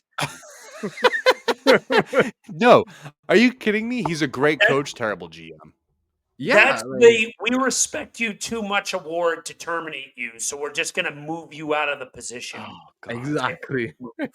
I'm sorry, but God, it's so bad. After seeing this, like, unless this is some kind of like stealth tank where it's like, I just, like, let's maybe he's some kind of evil genius where he's like, we're gonna throw a bunch of money at these guys, but we know we're gonna be bad because they're not the players we need. So we're just gonna rebuild, but we're gonna sell jerseys, we're gonna sell tickets because people are gonna want to see Stamkos, but we're still gonna be bad. So that's the only way I envision this like making any sense, is that it's some kind of like stealth tank that like people are not realizing. But if it isn't, if this is literally what you think is gonna make your team better, I'm sorry, man, but like, great coach, but I think your time's up as GM, buddy. Like, no. Agreed. All right. Do you got anything to add, Kim? I'm sorry. Other than the fact that this guy sucks, like, there's so many ways. Like Barry Trotz, awesome fucking coach, terrible GM. And you mentioned like the biggest scheme. I found his picture online. Oh Jesus! Like, that is the new Barry Trotz. That's fucking Dr. Evil. Dr. Evil for freaking oh my god, that night with Mini Me. I'm blanking on that. Austin Powers. Oh my god. Like you gotta, like, that's it. I don't know. It even looks like him a little bit. Like if Dr. Evil had a beard, I swear to God they'd be twins. Oh, all right, Alex, move on to the next scene. Actually, I'm sorry. Closing remarks on Nashville. They're in the same boat as Chicago. Actually, they're behind Chicago in terms of like where they need to accept where they need to be. I think they need to accept that they need to rebuild very, very quickly. They have the assets that I think they can trade away and do it, especially with the free agent year coming up. I think they need to get on that boat and start doing what Chicago is doing. Otherwise, they can't they're go. hopeless. They're locked into so many bad contracts right now. Well, that's sorry, Nashville fans. It sucks so bad. They're going to be bad for a bit. Like Trotz, yeah, literally went Chuck Fletcher in Nashville. What was it? 2016? Were they in the? They were in the Cup final against Pittsburgh. Pittsburgh in 2016, right? Yeah. Or was it 2017? 16. 17 was the Sharks. No, I'm sorry. 17. You're right. Yeah. It was 17. Okay. 16 was the Sharks. Okay, yeah. So then, such a shame. I actually want Nashville to win a cup. So, such a shame. All right, what's next, Alex? Utah. This team, love Utah. on the other hand, has some potential to be half decent. Utah, I don't think it's even just some potential. I'm gonna have to just say it outright. I think they're making the playoffs. I mean, I'm not going to call that a bad take at all. I think they've got a real shot at it. I mean, I do think they need more consistency scoring. They need to add more size to this team. That's what the Desnoyers pick, I think, did for them for sure. Tijagila last year was their pick. He's coming up soon. Dmitry Shimashev, who they picked in the Michkov year. Thank you so much for passing on Michkov, Utah, AK Arizona at the time. they've got some studs coming. Obviously, Caleb Desnoyers, he's got potentially the highest floor when you look at that second tier of players after Misa and Schaefer. I don't think he's going to be a superstar by any means, but I think he's going to be a really good first line talent. Like, I think you got a good two-way center for a long time who is going to be working down the middle that has some legitimate size, a good two-way game, and that can at least let his teammates around him be a little more creative offensively. So, and then you look at what Utah already has. They just traded Matthias Michelli. I didn't watch it this time, right? I don't think I did. No, you did good. You did good. I did good. Clayton Keller is still a bona fide superstar there. They had who was the Gunther, right? Gunther. Dylan Gunther. God. Yeah, Gunther, you mentioned scoring. I don't think Huh? You mentioned scoring, Alex. I don't think scoring was their it's their not problem. Scoring, it's their size. That's what if I said scoring, I'm sorry. It's their size is an issue. They're a small team. I mean, they're tall, but yeah, they're not they're not heavy. That's the thing. They're just not heavy, but they're tall. They're definitely tall. They're at least 6 feet tall. Most of them. And they're just not heavy people, but I think they fixed that with Brandon Tanev. They have I think genuinely the only reason why they didn't make a strong enough playoff push was because Sean Dursey and John Moreno were injury riddled. For that, they had problems. Yeah. But I think defensively they're there. I think the team is well enough put together. Logan Cooley's going to be entering, I think, his third year. Mm-hmm. They just got JJ Paterka. Fleece. You fucking morons. You goddamn stupid sons of bitches down in Buffalo. You sure, you bolstered the right side with Michael Kesselring, but fucking Josh Doan, his ceiling, maybe the second line, maybe, but really one of your most elite scorers or promising scorers, and you trade him for fucking Josh Doan. Yeah. And Michael Kesselring. You fucking idiots. Losers. Gross. Bums. Yep. I would have offer sheeted that motherfucker and you would have gotten a better return. Idiots. Gross. Bums. Losers. Bozos.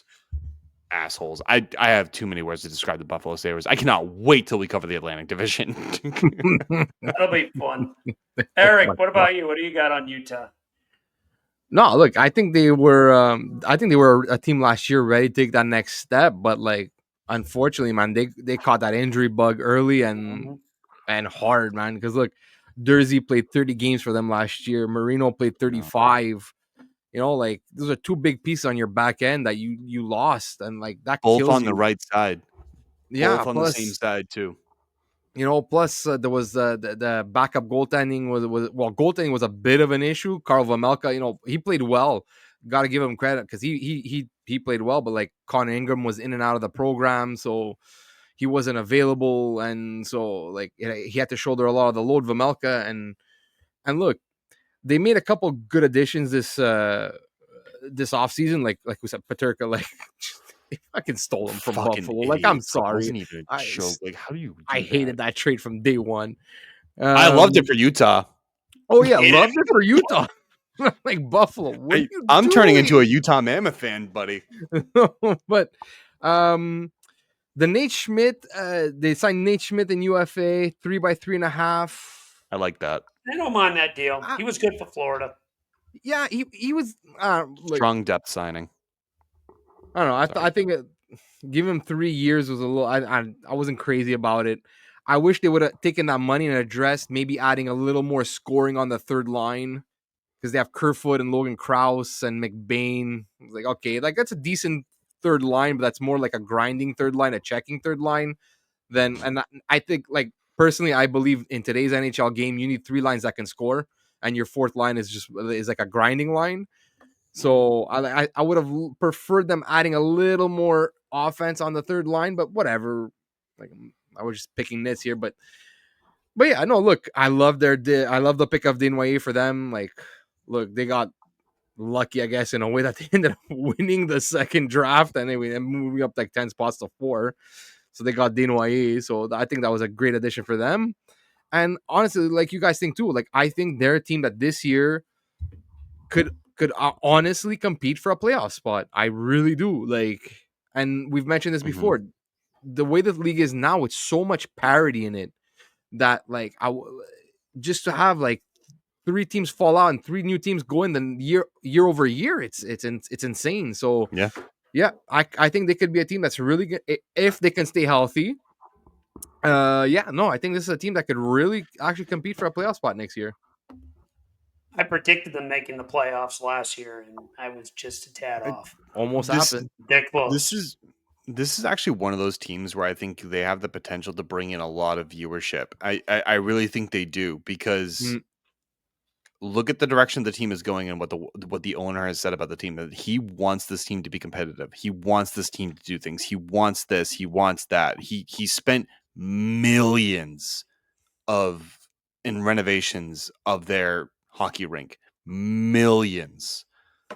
And it was I think it was actually out of pocket. I don't think they budgeted. I think he just did it.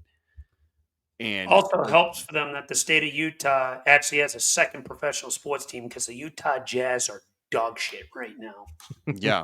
So now you're getting those people involved. And so no, I think the turning the former Arizona Coyotes around in this fashion right now is nuts. And I'm sorry, to me, adding a guy like Brandon Tanev is a good sign that you want to start making a step towards the playoffs, because he's not a needle mover necessarily per se, but he is a guy with size, energy, and a guy that you would want in your locker room. He just screams like a guy that you would want. The only downside I think that Utah has is that they are super, super saturated with left-handed shot people. They need more right-handed shooters. They only have out of their 12 forwards, 3 are right-handed. It's like it's Bizarro World Philadelphia. Yeah. All of our guys are right-hand shots. We need a left shot for sure. So there's that. But I really love Utah. I have them making the playoffs. Who do they knock out? Who knows? Assuming that we live in a perfect world and 4 teams from each division make it and not 5, I couldn't tell you who they knock out. Maybe St. Louis. Yeah, St. Louis, maybe. Minnesota, LA. I still think LA is just there's something about, I think it's the coaching, or there's something about them, like their leadership in the form of Hans Kopitar and Drew Doughty, that I believe in them, that they'll be there. They'll be in the 3 spot, but I think Mammoths sneak in. I don't think they sneak in. I think they take it from Minnesota or St. Louis, especially with what's going on in Minnesota right now with Marco Rossi. Right, look, if Kaprizov has another season where he's banged up for a good chunk of the season, and this Rossi thing doesn't settle itself, and like he just like either, I don't want to say he refuses to play, but like let's say it affects him and he has a bad season or whatever. Like we said, all it takes is one major injury, and it could fuck your season. So with the way that there's so much parity right now, so who knows? And I'm sorry, Minnesota is stupid for not wanting Rossi long term. Stand that. Pay him the fucking money. It'll be interesting to go into them next week for sure, because there's going to be a lot to divulge there, especially with Parise and Suter finally off the books. Yeah, but I digress. But yeah, Utah, playoff team to me. And then I think getting into our 4th team, we had St. Louis, right? Because they made the playoffs. We know, but we're trying to keep the 4 teams a weekend, so this is just one of those rare situations. I wouldn't say I was impressed by them in their offseason. I wouldn't say that I was depressed by them. I am kind of shocked they're shopping Kyrou. kind of makes it seem like they're not ready to make the playoffs again next year. They're a bewilderment to me. I don't know what they're doing I think or the what their Bolduc plans are. trade they made was a tad underwhelming for a return. I think It was only great getting for Will Montreal. back. Well, I actually don't mind the Bolduc trade. Like they're right now, St. Louis is kind of loaded at forward, and they really Yep. need to add on their D. And look, Logan, like I like Bolduc, but at the end of the day, I think he's probably he's not a top line forward. He's probably like a middle six guy. Middle six for sure. He's a middle Mm-hmm. sixer for sure. And same thing with Mayu. Mayu, I think he has the potential to be a second pairing guy. So look, Yep. middle sixer for a second pairing defenseman. Like for me, like if it works out, if Mayu could hit his potential like offensively, I think it could be a really good trade for St. Louis. But we'll see. I think this is one of those you're gonna have to revisit in like 5 years from now and be like, oh, okay, like Mm-hmm. the Bolduc panned out, didn't pan out, Mayu panned out, didn't pan out. So I think that trade is too early to tell yet. I think Bolduc. I think it's going to be more of like a second line potential for me. He had a very good year there last year, and he's only 23. I think so. believe 22. Yeah, 22, 23. he's got a He's under lot more 25. still to give. I think he has a potential to be a 60-point guy. I really do. And Especially with listen, the team he's going to, being on a line with Ivan Demidov. I like what the Habs did with that trade. and listen, St. Louis has a great coach in Jim Montgomery. Sorry to interrupt you, Alex, but like Jim Montgomery is a great coach. They also they have Jake Neighbors, they have Dylan Holloway, who they stole from Edmonton. Idiots. Oh, and Philip Broberg. Idiots. Fucking Edmonton, stupid. Like dumb. Like they had. I think they have a team. They'll be competitive, but I think Utah might edge them out. Yeah, I could see St. Louis being the team that falls out this year. I could, Yeah. especially with the questions they have on the blue line and which Binnington are you going to get? Because that guy's an enigma. You're either going to get red hot Binnington or ice cold hot Joel Binnington. Hofer. So yeah, they have Joel Hofer, but apparently they were shopping him. Did you hear that? They were shopping him. But why? The thing with St. Louis though is you have to be careful. It's not necessarily that they're shopping their player because it comes out all the time. And they were shopping Braden Shen, they were shopping Holford, they're shopping Benny. I think I can't remember who it was. I think it was Merrick on his pod that was saying it. Basically, that saying like Doug Armstrong. He always likes to know what the value of his players are. So it's like you'll hear like, yeah, Kairu's there. Kairu was available, but the price was astronomical. That's a thing. So, but like as a GM, like for me, that's just doing your job. Like, yeah, I'd like to know what I set a price for my guy. What do people think he's worth? And that's obviously why he didn't get traded, because I guess the other teams didn't think that he maybe was worth what Doug Armstrong thought he was worth. But he just wants to know what his guys are worth. Fair. valid, for sure. But actually, quick, just still on St. Louis. Like, honestly, what I really like the Pia Suter signing for them. Like 2 years at 4.13 million. Like I think that's a really like digestible contract. It gives them a little extra depth at center. They also signed Nick Bustad 2 years at 1.75, gives them a good fourth line center. I really like their Justin Carbonneau pick, gives them a little bit of skill and grit on the wing if he pans out. And look, St. Louis has a lot of, again, going back to the Bolduc trade for Mayu. St. Louis has a lot of good. We mentioned a few of them, but even Dalibor Dvorsky, Otto Stenberg, like they have a lot of good offensive players coming. So this, like, you look at their depth chart, and like this is a team that, maybe they could take a step back next year because maybe some of these kids aren't ready to take that next step. But this is a team in a couple of years that we're gonna see, like, how did St. Louis get that good? And you're like, you start looking like, oh man, that trade, oh man, that signing, and oh that draft pick, and like, oh wow. So yeah, no, St. Louis is one of those interesting teams to me. Agreed. I agree. All right, guys. Well, before we close out tonight, we have 2 additional little side segments here that we would like to introduce to you guys. So one of them is going to be the Puck Bag of the Week, and that is awarded to a player, coach, NHL associated somebody, whatever, anyone that's associated with the NHL, hockey, what have you, and it's an individual that we think either caused drama, did something stupid, think about it as your douchebag of the week, if you so will, or what have you, but we call it a puck bag because we are family friendly. Tuesday. I don't know if you guys got your chance to have your nominees, but mine is Patrick Alvin.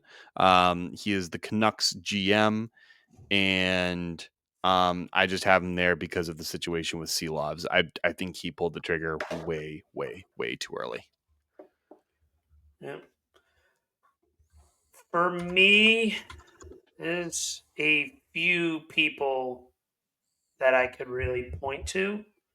Alvin was one of my final candidates, but I'm going to go with who's the GM of the Kings right now, because I have a word to pick with you with how bad you handled free agency. Who's the GM of the Ken Kings Holland. right now? I'm blanking. Ken Holland. Ken Holland. Ken Holland, thank you. Former Blackhawks GM. Should have knew that right there. What the hell are you doing, Holland? You took a half-decent core and took it to shit. So, Ken Holland, you're my puck bag of the week. I'm going to go with Kevin Adams of the Buffalo Sabres. And my reasoning for this, and I think I mentioned this last episode, but I didn't get to nominate him last episode, so I'm going to nominate him now. He did not qualify Jacob Bernard Docker. Like, what are you doing? Yeah, what was that? Why? After you traded for him? You traded Cousins and a second-round pick and Dennis Gilbert, now current Flyer, but whatever, for Josh Norris. But who's counting? And Docker. And then, so, like, okay, that's okay. Like, you got an often injured Norris, but okay, you got a decent defensive knocker. Okay, fine, whatever. Then you don't qualify the guy. He was making $825,000. A qualifying offer for him would have been $866. Like, then I'm like, okay, well, maybe they're strapped to the cap. Nope. They have $13.64 million in cap space. Okay, maybe they have too many contracts. Nope. They have 41 contracts out of 50. Why did you not qualify him? Why? Like, it makes no sense to me. None. Can I actually change mine? I thought of someone else I want Sure. to point at. Sure, you probably have a long list. Remember what I said when the Seattle Kraken hired Bottinger to be their general manager, and how he had Buffalo Yeah. ooze Are you gonna bring up all Ron over Hextall? him? You want to talk about Yeah. a fucking team that is doing everything that you can fucking wrong? What the hell they signed Ryan Lindbergh to the contract that they did? Who the fuck is this team's star talent right now? What the fuck are they doing? This is a team. Wait, sorry, who's your nomination? Botterill. Jason Bottinger. What the hell's the GM of Seattle's name?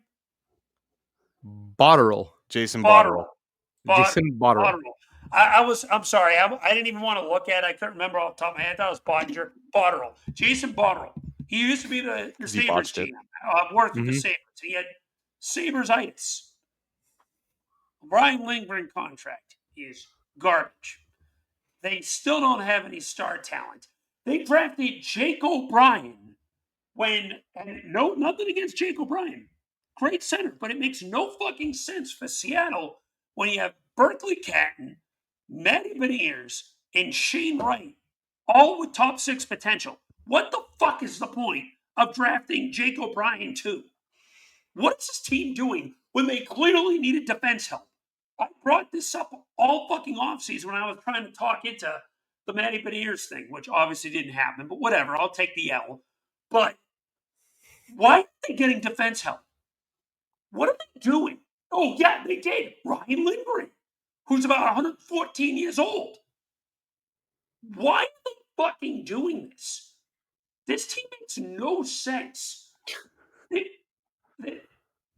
They made one other really questionable move that I'm blanking. Oh, the Mason Marchessault trade. What the fuck are they acquiring him for? You're not ready to compete. What did him? They just want to be mid. I don't know. That team pisses me off. Where Vegas, the last expansion team, did everything right, they've done everything wrong. What are they doing? What are you doing? All right. Well, for you fans that listen out there, we actually are going to do a poll.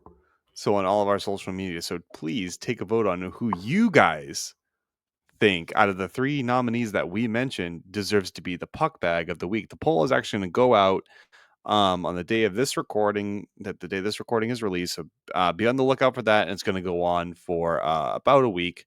And then we'll announce the winner next week. And then we have one last itty bitty segment that we're going to introduce to you guys. And it is our Puck Bunny Magnet of the week. As you guys can imagine what that really is. It is basically the NHL player that we believe is the reason why we got some puck bunnies.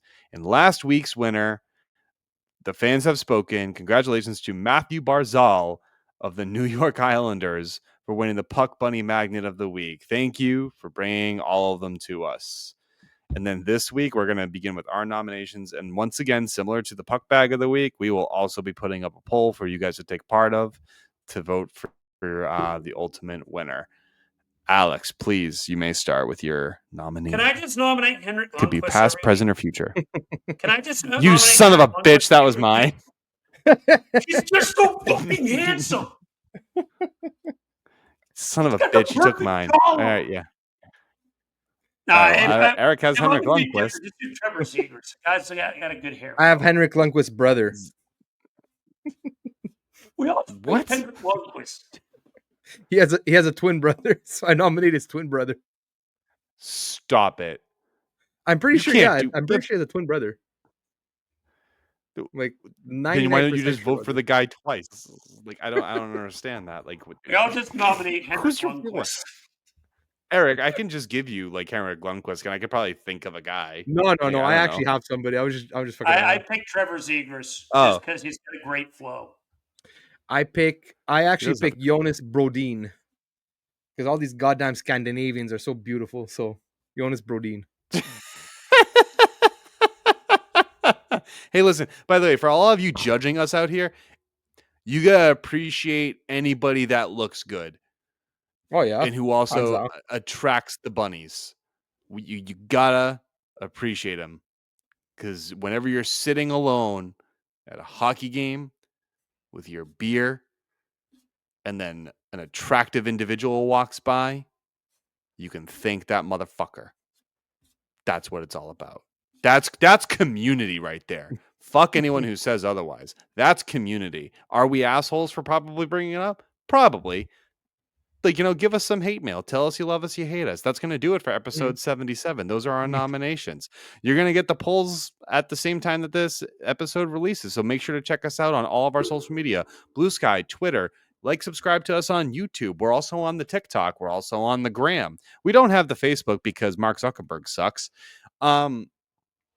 But outside of that, guys, any final thoughts before we close out? NHL schedule's released on Wednesday, 1 p.m. Full thing. Oh, nice! Actually, didn't know that. Going over those there games we go. Next week. Games that'll Beautiful. Be Could start planning my vacation. We hope to see you guys.